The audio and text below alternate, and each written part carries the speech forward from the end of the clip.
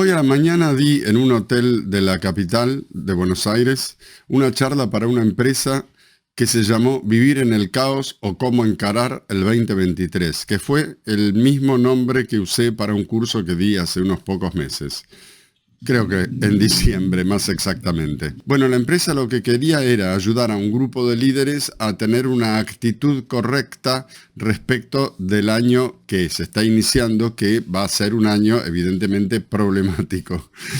No hace falta ser adivino, todos los años son problemáticos y este especialmente porque va a ser un año bisagra, es decir, va a marcar una diferencia entre el final de un gobierno y el principio de otro, en donde se supone que el final de este gobierno va a ser un final crítico.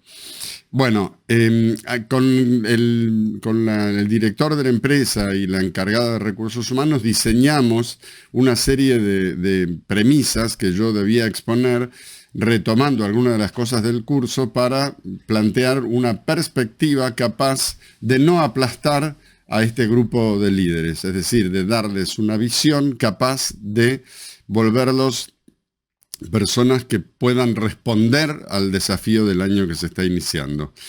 En principio nos pareció que la idea de caos podía ser un poco excesiva, o más bien les pareció a ellos, tenían miedo de que esa idea les significara demasiada negatividad, pero después aceptamos de común acuerdo dejarla porque la íbamos a relativizar en la exposición. Yo lo que voy a hacer ahora en este breve video es contarles cuáles fueron las 9 ideas que expuse esta mañana ahí y que creo lograron el objetivo, que es el de poner a la gente en una buena disposición respecto a las dificultades por venir. Bueno, las 9 premisas que yo trabajé, me refiero a premisas, a frases que resultan ser como axiomas orientativos. Yo trabajo mucho con esa metodología, digamos. Busco una frase que dice algo concreto y después como la explico y la vamos desarrollando y la vamos usando para conversar. Las 9 premisas o los 9 axiomas que yo utilicé esta mañana en esa charla que les vengo contando son los siguientes. 1. No hace falta vivir aplastados. Bueno, esto es una especie de leitmotiv permanente de lo que estoy usando últimamente. Me parece tremendamente útil la idea del aplastamiento para, por supuesto, denunciarla y tratar de construir otra cosa. La tomo del vocabulario de mi analista. Vivir aplastado es vivir sintiendo que todo es difícil, todo es un peso insoportable. Y en general eso implica una visión del mundo, una cierta concepción de la realidad. La realidad es algo que nos aplasta. Y de ahí deriva, por ejemplo, un concepto que a mí no me gusta, que es el de resiliencia, que supone la idea de que es necesario aprender a vivir resistiendo esta dificultad que nos hace nuevamente rehacernos de abajo.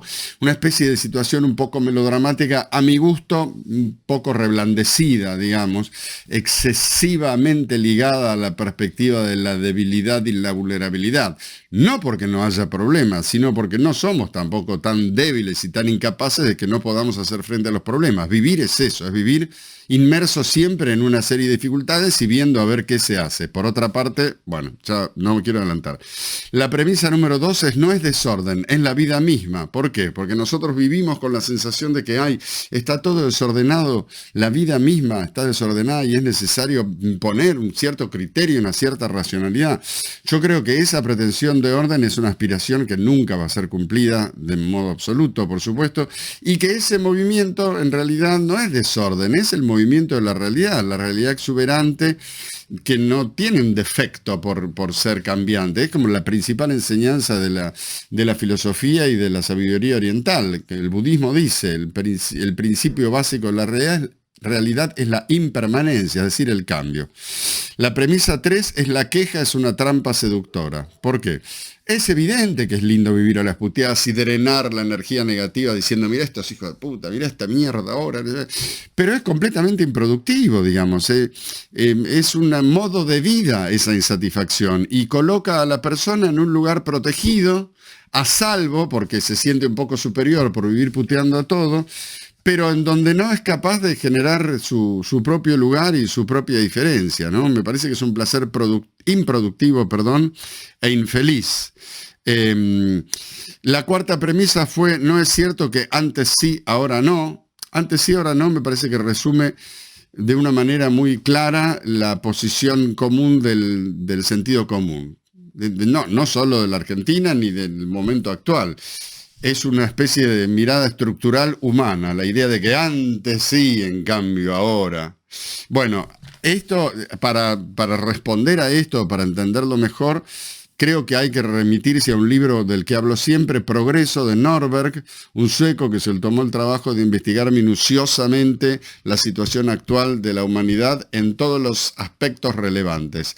En nutrición, alimentación, violencia, salud, saneamiento de las aguas, educación, bueno. Donde quieras poner el ojo, el tipo buscó cifras y prueba de una manera inequívoca, más allá de toda opinión, una conclusión muy llamativa, que es la siguiente: estamos en el mejor momento de la civilización humana, pandemia incluida, invasión a Ucrania incluida, etcétera, etcétera. Entonces, ¿cómo se explica? Alguien me puede decir, no estoy de acuerdo, pero no importa si no está de acuerdo, son los hechos, digamos, hace 100, 200 años la muerte estaba en todas las casas, todo el tiempo, digamos, la vida era mucho más breve, todo era muchísimo más difícil. ¿Cómo se explica, digo, entonces la sensación de esto no da para más, es peligrosísimo, estamos viviendo los últimos momentos? Se explica por ignorancia y se explica por lo que decía antes, una perspectiva estructuralmente básica de la humanidad. Esto lo prueba una cita que hace el libro de Norberg, en donde se dice: los jóvenes ya hacen lo que quieren, nadie le da más bola a los valores, se ha perdido todo respeto por las costumbres, y la cita es de alguien, no me acuerdo el nombre, del siglo X antes de Cristo.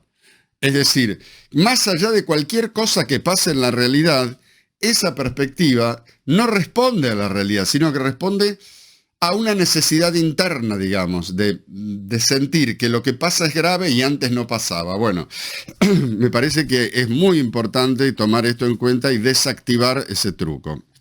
La premisa número 5 fue: ser criticón no es inteligente.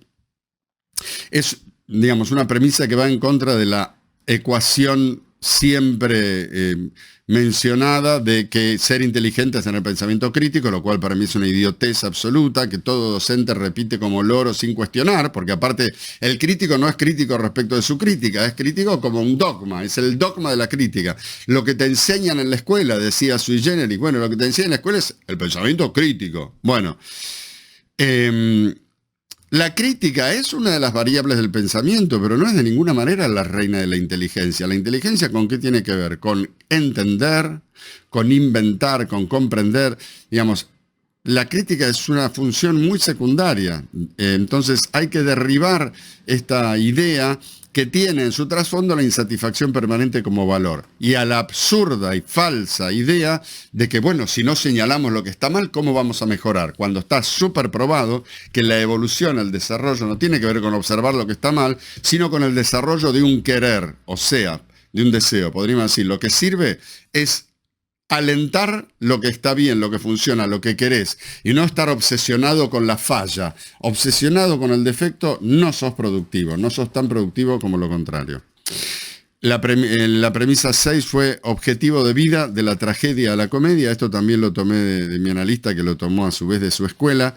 Creo que el desarrollo personal, tanto como el desarrollo del equipo de trabajo en una empresa, pasa por ser capaz de dejar de jugar a la gravedad permanente de todo, que es la tragedia, el padecimiento, el aplastamiento, y empezar a ser capaz de vivir las situaciones con una actitud un poco más madura, capaz de relativizar la dificultad y de entender que la dificultad forma parte, diríamos, de la gran comedia humana, de que esta vida es una cosa rarísima, extraña, que tiene sus aspectos divertidos, que tiene sus aspectos, por supuesto, dolorosos. No se trata de ninguna manera de evitar la presencia del problema y el dolor. No estoy abogando por una posición ingenua, sino más bien por el reconocimiento de la dificultad donde ella está y su aceptación, porque básicamente lo que está en el trasfondo también de este planteo es que el crítico, la persona descontenta, el trágico, le está objetando a la vida que ella sea como es y dice, no tendría que ser así, no tendría que haber problemas, lo cual es pura ignorancia, porque la vida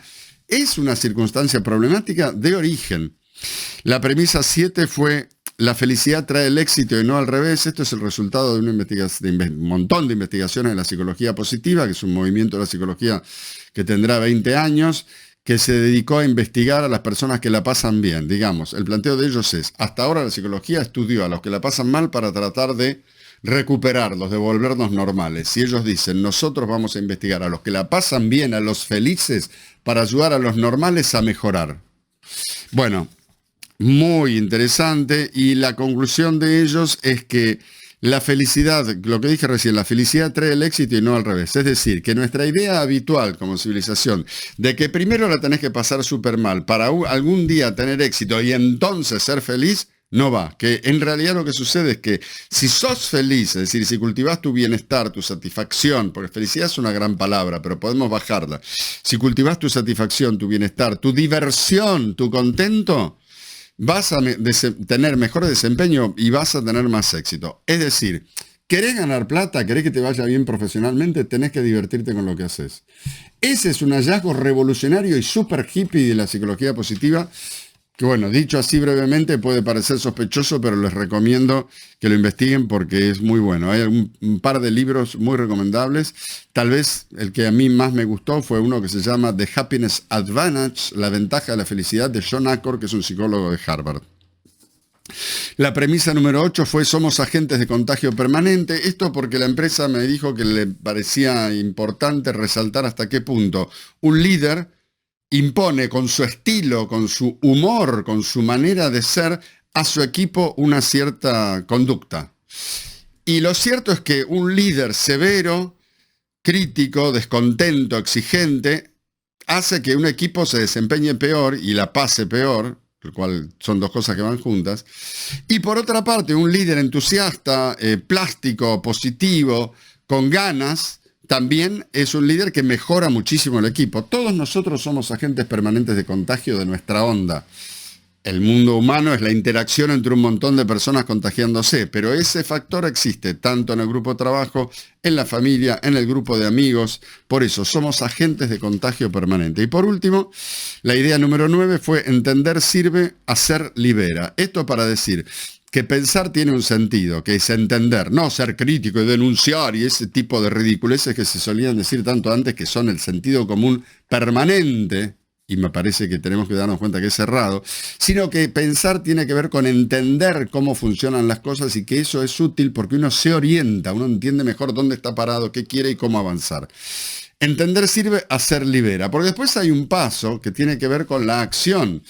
No podemos pretender y creer que solo pensando vamos a acomodar la situación que se nos enfrenta como situación problemática de manera legítima.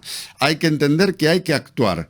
Y no solo eso, sino que la acción piensa que hay cosas que se elaboran solo en la medida en que uno sea activo, que no pueden elaborarse en abstinencia de acción, en la quietud, que uno tiene que ser capaz de movimiento porque ese movimiento es un ida y vuelta con la realidad que va elaborando y va logrando una forma. Bueno, me pareció interesante este resumen y quería ofrecérselos en el video del día de hoy. Chau.